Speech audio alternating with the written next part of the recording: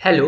आज हम लोग इस वीडियो में कुछ प्रोग्राम को करने वाले हैं कंडीशनल स्टेटमेंट से रिलेटेड। इससे पहले वाली वीडियो में हम लोगों ने जितने भी तरह के कंडीशनल स्टेटमेंट जिनको हम लोग डिसीजन मेकिंग स्टेटमेंट भी बोलते हैं उनको हम लोगों ने बारी बारी से करके डिस्कस कर लिया था और हर एक कंडीशनल स्टेटमेंट से रिलेटेड एक प्रोग्राम को भी सॉल्व किया था, जिसमें हम लोगों ने ये सीखा था कि आखिर किस तरीके से हम लोग किसी पर्टिकुलर कंडीशनल स्टेटमेंट को किसी प्रोग्राम में इम्प्लीमेंट करते हैं।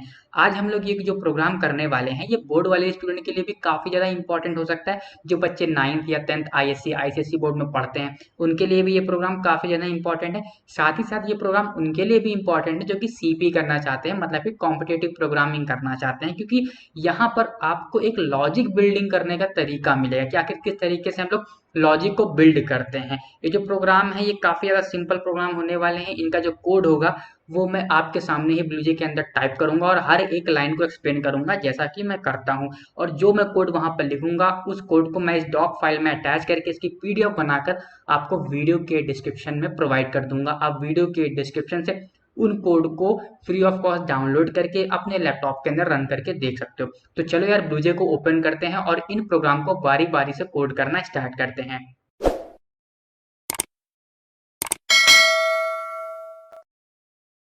Program number first, write a program that accept three integer and print the largest of the three. हमें प्रोग्राम बनाना है जो कि यूजर से थ्री इंटीजर को इनपुट करे और पता करे कि उन तीनों इंटीजर में से कौन सी वैल्यू बड़ी है। जो बड़ी होगी उसको वो प्रिंट कर देगा। इससे पहली वाली वीडियो जिसमें हम लोगों ने टर्नरी ऑपरेटर को डिस्कस किया था उसमें हम लोगों ने एक प्रोग्राम बनाया था जो कि ये पता करता था कि दो इंटीजर के बीच में, मतलब कि दो नंबर के बीच में कौन सा बड़ा है और कौन सा छोटा है। जो बड़ा होता था उसकी वैल्यू को वो प्रिंट कर देता था। आज हम लोग जो प्रोग्राम बनाने वाले हैं उसमें हमें तीन वैल्यू को यूजर से इनपुट कराना है और उन तीनों में से कौन बड़ा है उसको प्रिंट करना है। तो चलो यार इस प्रोग्राम को कोड को करना स्टार्ट करते हैं। तो यहाँ पर मैंने ब्लूजे को कर लिया है ओपन और सबसे पहले मैं क्या करूंगा, एक नई क्लास को यहाँ पर क्रिएट करूंगा जिसका मैं नाम दे दूंगा थ्री बिग। आप नाम कुछ भी दे सकते हो, अपने अकॉर्डिंग आप कोई भी नाम दे दीजिएगा, बट मुझे यहाँ पे थ्री बिग नाम अच्छा लगा तो मैंने इसका नाम थ्री बिग दे दिया। अब मैं इस क्लास को ओपन करके जो फालतू के कोड हैं इनको इरेज कर दूंगा और यहाँ पर मुझे यूजर से इनपुट लेना है। इस चीज़ को हमें ध्यान देना होगा कि हमें तीनों इंटीजर की वैल्यू यूजर से इनपुट लेनी है। अब हम लोग यूजर से वैल्यू को इनपुट लेने के लिए दो तरीकों का यूज करते हैं, पहला तो बफर रीडर, दूसरा स्कैनर क्लास। तो हम लोग यहाँ पर स्कैनर क्लास का यूज करेंगे क्योंकि स्कैनर क्लास का यूज करके यूजर से इनपुट लेना काफी ज्यादा इजी हो जाता है। तो यहाँ पर आप लोगों को पता होगा, अगर आप लोगों ने इससे पहले मेरी वीडियोस देखी हैं, कि जो स्कैनर क्लास होती है वो जावा डॉट यूटिल पैकेज में पाई जाती है। तो हमारा जो पहला काम होगा कि जावा डॉट यूटिल पैकेज को इंपोर्ट करना। तो मैं लिखूंगा Java dot util dot asterisk और यहाँ पर हम लोगों ने जावा डॉट यूटिल पैकेज को इंपोर्ट कर लिया। मैं क्या करूँगा, क्लास बनाऊंगा। क्लास का नाम मैंने दिया था थ्री पिक। मेन फंक्शन को करना होता है डिक्लेयर, तो लिखूंगा public static void and main और इसके अंदर स्ट्रिंग एंड आर्गुमेंट जिनको हम लोग ARGS भी बोलते हैं उनको लिख दूंगा। अब मुझे यहाँ पे स्कैनर क्लास का यूज करना है तो मुझे यहाँ पर स्कैनर क्लास की ऑब्जेक्ट की जरूरत पड़ेगी। तो मैं यहाँ लिखूंगा scanner SC equal to new scanner और यहाँ पर ब्रैकेट को ओपन करके सिस्टम डॉट इन। चलो ये हमारा काम हो गया।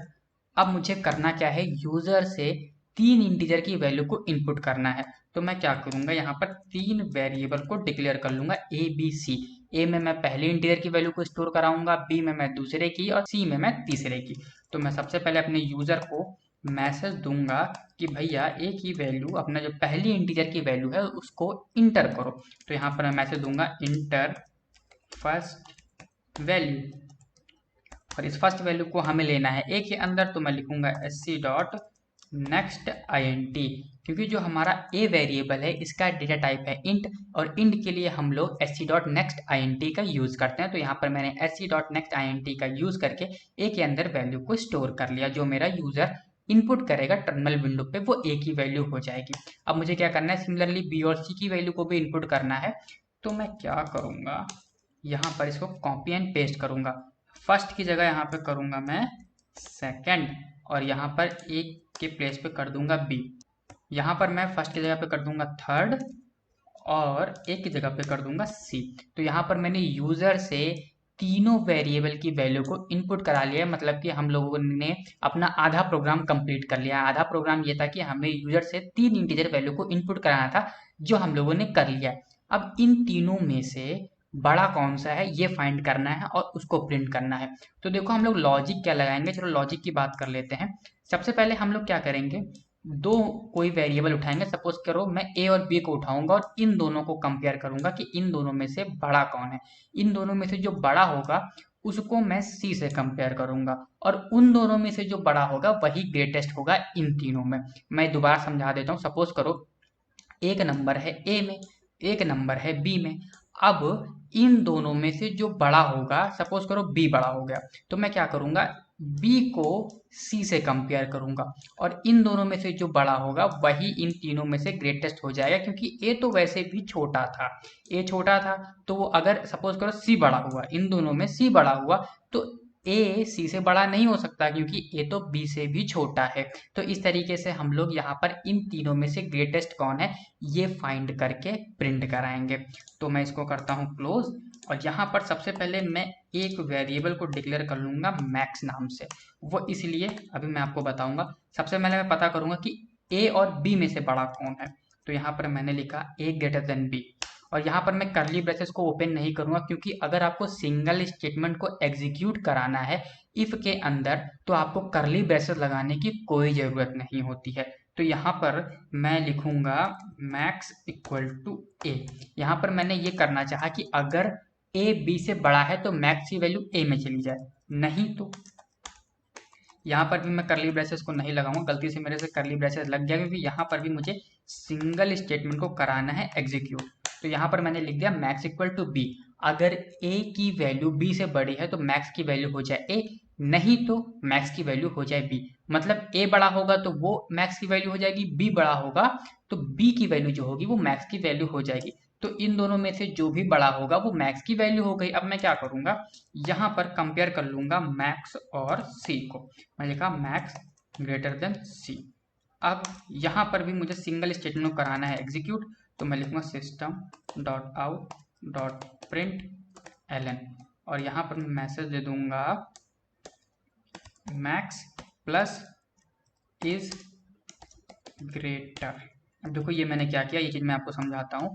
मैंने यहाँ पर चेक कर लिया, इन दोनों को जब कंपेयर किया ए और बी को, तो ए और बी में जो भी बड़ा था वो मैक्स की वैल्यू हो गई। और यहाँ पर मैंने कंपेयर किया कि मैक्स और सी में से कौन बड़ा है। अब मैक्स अगर बड़ा होगा तो यहाँ पर प्रिंट कर दिया मैक्स इज ग्रेटर, नहीं तो यहाँ पर एल्स कंडीशन को भी मैं लगा देता हूँ, एल्स नहीं तो अब अगर मैक्स और सी में से मैक्स बड़ा था तो मैक्स प्रिंट कर दे, मैक्स की जो वैल्यू होगी वो प्रिंट कर दे, नहीं तो फिर सी प्रिंट कर दे।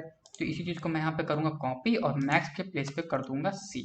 ये जो मेरा प्रोग्राम था ये पूरा कंप्लीट हो चुका है। मैं यहाँ पे करली ब्रेसेस को कर देता हूँ क्लोज, और ये जो मैंने प्रोग्राम लिखा है इसको मैं आपको समझा भी देखता हूँ कि आखिर किस तरीके से मैंने इस प्रोग्राम को सॉल्व किया है।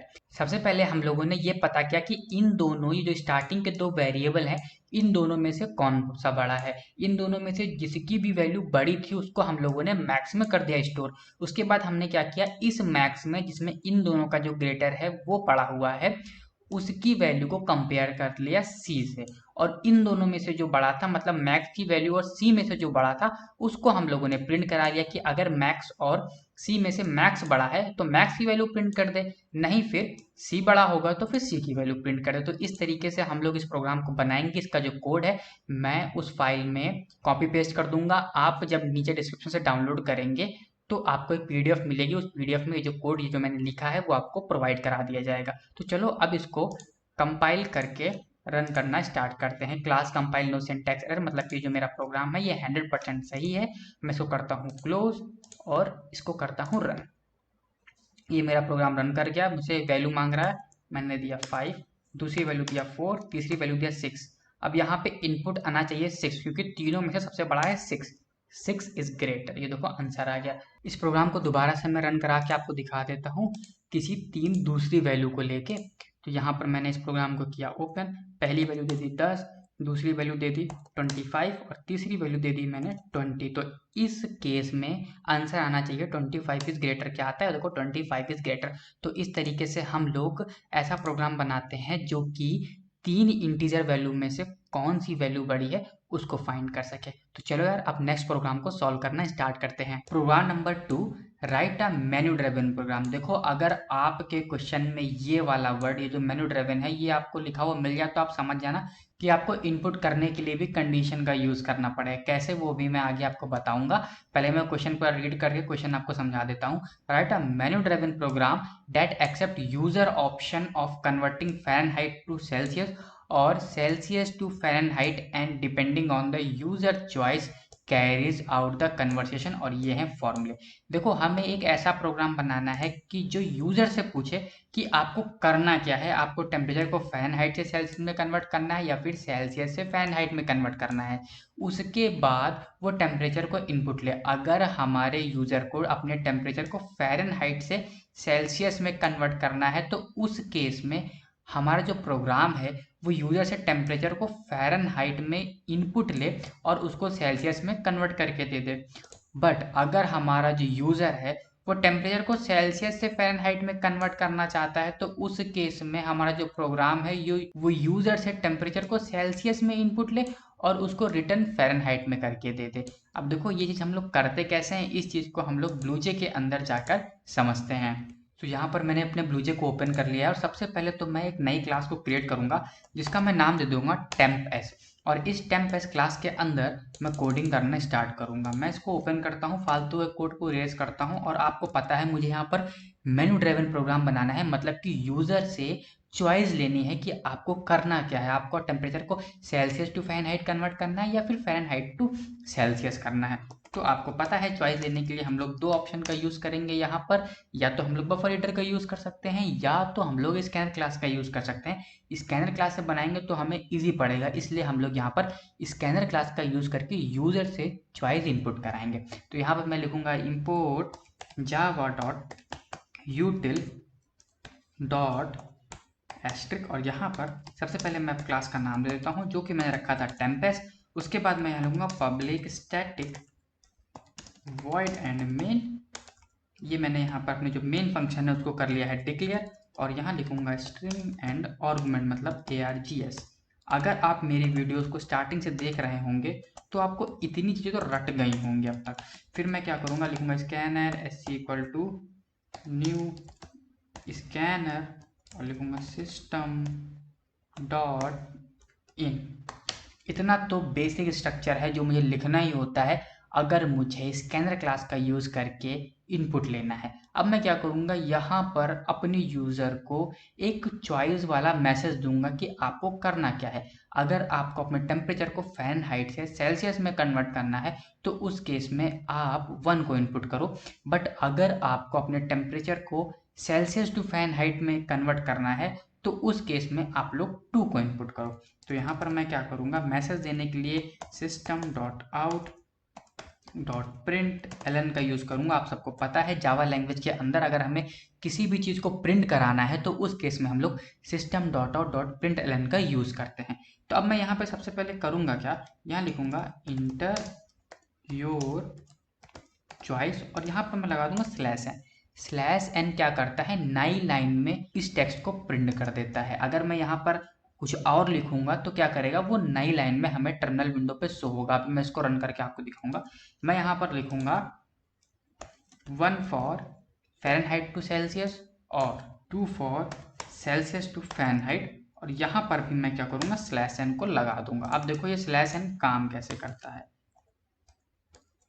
मैं इसको करता हूँ क्लोज और इस प्रोग्राम को करता हूँ कंपाइल और जब इसको रन करूँगा तो देखो मैसेज ये आएगा किस तरीके से, enter your choice 1 for Fahrenheit to Celsius 2 for Celsius to Fahrenheit.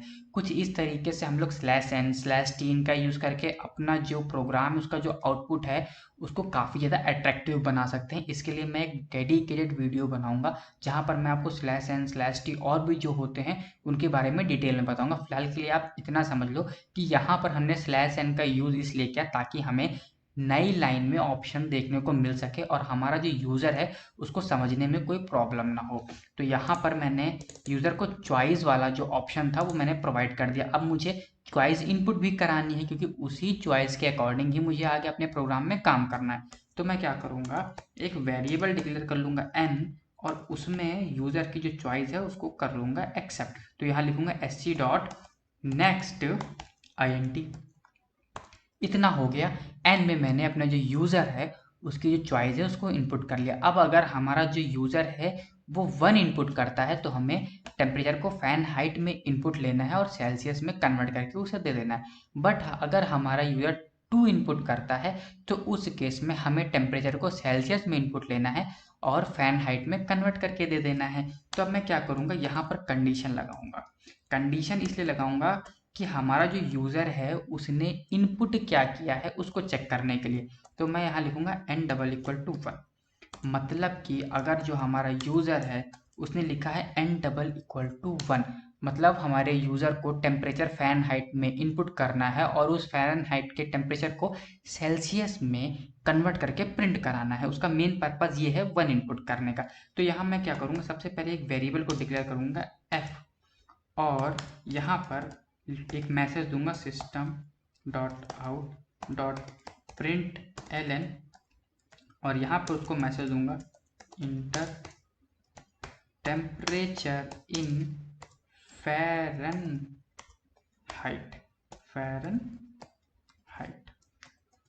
और उसके बाद मैं इस f के अंदर उस टेम्परेचर को एक्सेप्ट कर लूँगा। कैपिटल F है, याद रखिए जावा लैंग्वेज के अंदर जो वेरिएबल होते हैं ये केस सेंसिटिव होते हैं। केस सेंसिटिव मतलब कैपिटल F की अलग मीनिंग होगी और स्मॉल f की अलग मीनिंग होती है। तो यहाँ पर मैं कैपिटल F में जो टेम्परेचर है फ़ैन हाइट में उसको कर लूँगा इनपुट sc.nextInt।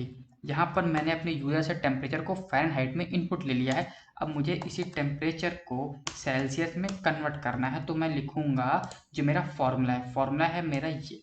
मैं इस चीज़ को यहाँ से करता हूँ कॉपी और यहाँ पर करता हूँ पेस्ट। तो यहाँ पर मैंने इस चीज़ को कर दिया है पेस्ट, फालतू जो स्पेस है उसको मैं रिमूव कर दूँगा। और ये करेगा ये कि जो f की वैल्यू है उसको यहाँ पे पुट करके इस एक्सप्रेशन को कैलकुलेट करके c में स्टोर कर देगा।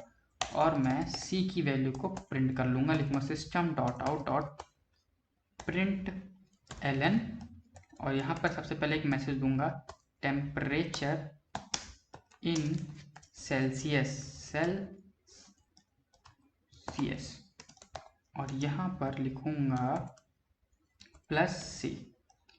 तो देखो इतना करके हमारा जो प्रोग्राम है वो आधा कंप्लीट हो चुका है। हमने क्या किया, अगर हमारा यूज़र 1 चॉइस करता है तो उस केस में टेम्परेचर को फ़ारेनहाइट में इनपुट ले लिया और फॉर्मूले का यूज़ करके उसको सेल्सियस में कन्वर्ट कर दिया और उसको यहाँ पर प्रिंट करा लिया। अब मुझे ये करना है, अगर जो हमारा यूज़र है वो 2 इनपुट करे, क्योंकि यहाँ पर लिखा है ना 2 फॉर सेल्सियस टू फ़ारेनहाइट, तो अगर हमारा यूज़र 2 इनपुट करे तो उस केस में क्या करना है, जो टेम्परेचर है उसको वो इनपुट लेना है सेल्सियस में और कन्वर्ट करके फ़ारेनहाइट में प्रिंट कर देना है। तो लमसम सिंटैक्स यही रहने वाला है। तो मैं इसको करता हूँ कॉपी और करता हूँ पेस्ट। अभी मैंने ये जो किया है ये मैं आपको समझा दूंगा कि मैंने किया क्या है। इसको मैं सी कर देता हूँ, इसको मैं सी कर देता हूँ, इसको मैं कर देता हूँ सेल्सियस, और यहाँ पर मैं स्मॉल f लिखता हूँ और ये जो फॉर्मूला है इस फॉर्मूले को मैं यहाँ पर छाप देता हूँ, कंट्रोल C, और यहाँ पर कर देता हूँ पेस्ट। अब देखो समझना यहाँ पर मैंने किया क्या। यहाँ पर मैंने ये किया कि हमारा जो यूज़र है अगर n की वैल्यू 2 देता है तो उस केस में मैंने एक वेरिएबल c को डिक्लेयर कर लिया और टेम्परेचर को सेल्सियस में इनपुट ले लिया और उस टेम्परेचर को फ़ारेनहाइट में फॉर्मूले का यूज़ करके कन्वर्ट कर लिया और बाद में मैंने यहाँ पर उसी टेम्परेचर को फ़ारेनहाइट में प्रिंट कर दिया। तो यहाँ पर मैं दे देता हूँ फ़ारेनहाइट। इतना हो गया। अब हमारे कुछ ऐसे भी यूज़र होंगे जो 1 2 के अलावा और कुछ भी इनपुट करेंगे। खुराफाती लोग इस दुनिया में है ही हैं। तो मैं यहाँ लिखूँगा एल्स, करली ब्रैकेट्स को ओपन एंड क्लोज, और यहाँ पर मैसेज दे दूँगा system.out.println, और यहाँ पे मैसेज दूँगा रॉन्ग चॉइस। तो ये जो मेरा प्रोग्राम है वो 100% कंप्लीट हो चुका है। अब देखो मैं इस प्रोग्राम को आपको दोबारा समझा देता हूँ। सबसे पहले तो मैंने java.util पैकेज को इंपोर्ट किया क्योंकि हमें स्कैनर क्लास का ऑब्जेक्ट बनाना था। स्कैनर क्लास के ऑब्जेक्ट को बनाया, यूज़र से चॉइस को n में इनपुट ले लिया। स्लैश n का यूज़ इसलिए किया मैंने ताकि जो हमारा ये जो सिंटैक्स है जो मैंने इतना बड़ा लिखा है ये अलग अलग लाइन में देखने को मिले। उसके बाद मैंने यहाँ पे चेक किया कि मेरे यूज़र ने कहीं 1 तो इनपुट नहीं किया। अगर हमारे यूज़र ने 1 इनपुट किया है तो हमने टेम्परेचर को फ़ारेनहाइट में इनपुट ले लिया और फॉर्मूले का यूज़ करके उसे सेल्सियस में कन्वर्ट करके सी में स्टोर कर दिया और सी की वैल्यू को यहाँ पर प्रिंट कर दिया। उसके बाद यहाँ पर मैंने आकर चेक किया कि जो हमारा यूज़र है उसने कहीं 2 तो इनपुट नहीं किया। अगर उसने 2 इनपुट तो हमने टेम्परेचर को सेल्सियस में इनपुट लिया और फॉर्मूले का यूज़ करके उसे फ़ारेनहाइट में कन्वर्ट कर दिया। उसके बाद हमने इस टेम्परेचर को जिसको हमने एफ के अंदर स्टोर किया था उसको यहाँ पर प्रिंट कर लिया। उसके बाद हमने चेक किया कि हमारा यूज़र है 1 और 2 के अलावा अगर कोई वैल्यू तो नहीं दे रहा है। अगर वो कोई वैल्यू दे रहा है तो हमने वहाँ पर मैसेज दे दिया रॉन्ग चॉइस। ये हमारा प्रोग्राम कंप्लीट हो चुका है। मैं क्या करता हूँ इस प्रोग्राम को कंपाइल कर। देखो यार, इस प्रोग्राम में एक प्रॉब्लम थी। प्रॉब्लम ये थी कि यहाँ पर हम लोग डिवाइड का यूज़ कर रहे हैं, पॉइंट की वैल्यू का यूज़ कर रहे हैं और हम लोगों ने जो डेटा टाइप लिया था वो इंट में लिया था। तो यहाँ पर जो हमारा कैलकुलेशन करने के बाद टेम्परेचर आता उसकी पॉइंट वैल्यू हमें दिखती ही नहीं। तो इस वजह से मैंने जितने भी इंटीजर टाइप के वेरिएबल डिक्लेयर किए थे उनको डबल टाइप में कन्वर्ट कर दिया है। बस यहीं पे ये गलती थी क्योंकि हम लोग यहाँ पर पॉइंट का यूज़ कर रहे हैं, पॉइंट वैल्यू यूज़ कर रहे हैं, डेसिमल वैल्यू यूज़ कर रहे हैं, डिवाइड परफॉर्म कर रहे हैं। तो जहाँ पर हम लोग डिवाइड परफॉर्म करते हैं या फिर पॉइंट वाली वैल्यू मतलब डेसिमल वैल्यूज का यूज़ करते हैं वहाँ पर हम लोग डबल डेटा टाइप का यूज़ करते हैं। तो ये जो मेरा प्रोग्राम है ये कंपाइल हो चुका है, इसमें अब कोई भी एरर नहीं है। मैं इसको आपको रन करा के दिखा देता हूँ। तो ये रहा मेरा प्रोग्राम, मैं इसको करता हूँ रन। ये देखो यूजर से कितने अच्छे से पूछेगा कि enter your choice 1 for Fahrenheit to Celsius, 2 for Celsius to Fahrenheit. यहाँ पर मैं आता हूँ, इनपुट करता हूँ 2, इंटर टेम्परेचर इन सेल्सियस मैं यहाँ पर दे देता हूँ 100। तो यहाँ पर देखो आया 212.0। तो कुछ इस तरीके से हम लोग मैन्यू ड्राइवन प्रोग्राम को बना सकते हैं जहां पर हम लोग को यूज़र से पहले ही चॉइस करनी होती है और चॉइस करने के बाद हम लोग यूज़र से स्कैनर क्लास का यूज़ करके कई सारे और आउटपुट लेते हैं कंडीशन के अंदर। आई होप आपको ये प्रोग्राम समझ में आया होगा। अब हम लोग थर्ड प्रोग्राम की तरफ प्रोसीड करते हैं। Program number third, write a program that take 3 input to the user. First is value, second is operand and third is value and compute them according to operand just like a calculator। देखो ये जो programme है इसका कहने का सीधा सीधा यही मतलब है कि हमें एक कैलकुलेटर बनाना है। जैसे कैलकुलेटर में होता नहीं है कि अगर हमें एडिशन परफॉर्म करना होता है तो हम सबसे पहले वैल्यू लिखते हैं, फिर ऑपरेंड लिखते हैं, उसके बाद फिर से वैल्यू लिखते हैं और उसके बाद इन दोनों का जो आंसर होता है एडिशन के बाद वो हमें मिल जाता है। या फिर हमें कोई और ऑपरेशन परफॉर्म करना होता है, सपोज हमें अगर मल्टीप्लिकेशन परफॉर्म करना है तो हम लिखेंगे 2 इंटू 2 और उसके बाद हमें इसका जो ऑपरेशन है वो परफॉर्म होके मिल जाएगा। सिंपली हमें एक कैलकुलेटर बनाना है जिसमें कि जो हमारा प्रोग्राम है वो सबसे पहले एक वैल्यू ले, फिर एक ऑपरेंड ले। ऑपरेंड मतलब कि उसे प्लस करना है, मल्टीप्लाई करना है, डिवाइड करना है, उसको जो भी करना है वो एक ऑपरेंड ले। उसके बाद सेकंड वैल्यू ले और उसके बाद ये दोनों वैल्यूज़ का यूज़ करके इस ऑपरेंड के अकॉर्डिंग उनको कंप्यूट करके उसकी जो भी वैल्यू है उसको प्रिंट कर they just like a calculator. इस प्रोग्राम को हम लोग नेक्स्ट वीडियो में करने वाले हैं क्योंकि अगर मैं इस प्रोग्राम को इस वीडियो में कराऊंगा तो वीडियो बहुत बड़ी हो जाएगी। तो इसको हम लोग जो बाकी के प्रोग्राम बचे हुए हैं और इसको नेक्स्ट वीडियो में प्रोसीड करेंगे। तो यार मिलते हैं नेक्स्ट वीडियो में।